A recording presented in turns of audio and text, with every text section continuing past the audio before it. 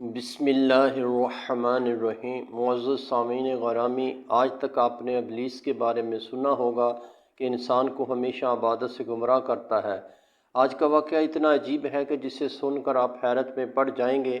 ایک شخص اندھیری رات میں نماز پڑھنے کے لیے گھر سے نکلا۔ اندھیرے کی وجہ سے اسے ٹھوکر لگ گئی اور وہ منہ کے بل گر گیا۔ کیچڑ سے اٹھ کر وہ گھر واپس آیا اور لباس تبدیل کر کے دوبارہ مسجد کی طرف چل دیا۔ ابھی چند قدم ہی چلا تھا کہ دوبارہ اسے ٹھوکر لگی اور وہ دوبارہ گر گیا۔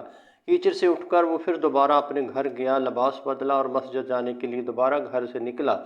جیسے ہی وہ اپنے گھر سے باہر نکلا تو اس کے دروازے پر اسے ایک شخص ملا جو اپنے ہاتھ میں روشن چراغ تھامے ہوئے تھا۔ چراغ والا شخص چپ چاپ نمازی کے آگے آگے مسجد کی طرف چل دیا۔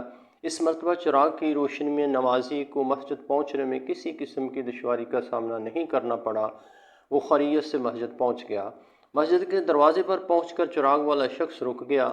نمازی اسے چھوڑ کر مسجد داخل ہو گیا اور نماز ادا کرنے لگا۔ فارغ ہو کر وہ مسجد کے باہر آیا۔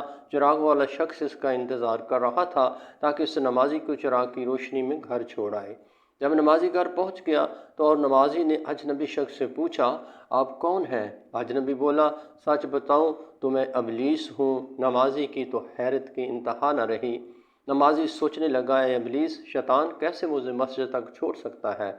اس کا کام تو لوگوں کو بہکانا ہے۔ تو اس شخص نے بڑی حیرت کے ساتھ ابلیس سے پوچھا، تجھے تو میری نماز رہ جانے پر خوش ہو جانا چاہیے تھا، تو پھر تم چراغ کی روشنی میں مجھے مسجد تک کیوں لے گئے؟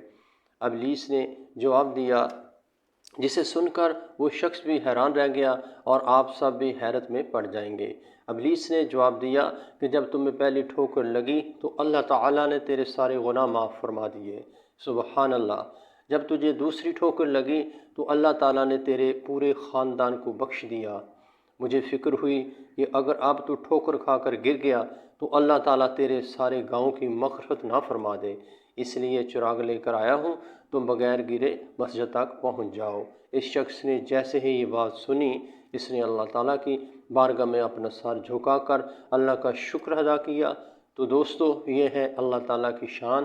پروردگار عالم کی راہ میں کوئی شخص ایک قدم بڑھاتا ہے تو اللہ تعالیٰ اس کی طرف 70 قدم قریب ہو جاتا ہے۔